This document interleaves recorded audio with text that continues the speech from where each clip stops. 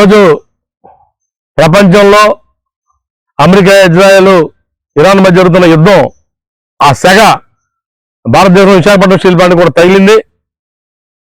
Visakhapatnam steel plant daily 12 టన్నుల liquid petroleum gas వాడుతూ ఉంటుంది.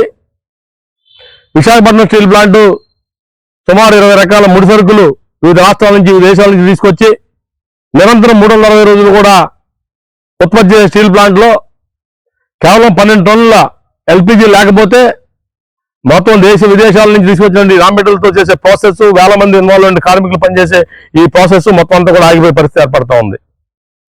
విశాఖపట్నం స్టీల్ ప్లాంట్ ఎల్పిజి ఈ రోజు కేవలం 120 టన్నులు మాత్రమే ఉన్నది. ఈ 120 టన్నులు 10 రోజులు మాత్రం సరిపోతుంది.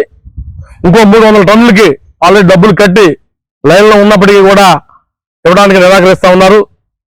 ఇది కనుక జరిగితే, ఈ మొత్తం ప్రాసెస్ ఆగిపోతే దేశంలో ఉన్న స్టీల్కి కృత్రిమ కొరత రాబోతా ఉంది. అలాగే దేశంలో నుండి ఎరువులకు ఇప్పటికీ కృత్రిమ కొరత ఉన్నది. స్టీల్ ప్లాంట్లో ఉత్పత్తి అమ్మోనియా ఆగిపోతుంది. అట్లా స్టీల్ ప్లాంట్లో వచ్చే మెడికల్ ఆక్సిజన్ ఆగిపోతుంది.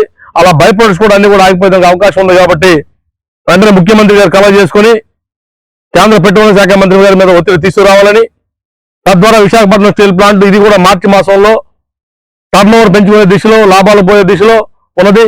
ఫిబ్రవరి నెలలో 34 కోట్ల రూపాయలు నగదు లాభాలు వచ్చినాయి. ఈ నెల కూడా 150 కోట్ల నగదు లాభాలు ముందుకు పోతా ఉన్నాం.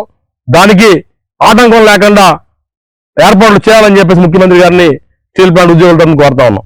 మరిన్ని విశాఖ ఉక్కు RANL వార్తల కోసం మన వైజాగ్ స్టీల్ ఫ్యామిలీ యూట్యూబ్ ఛానల్లో సబ్స్క్రైబ్ అవ్వండి.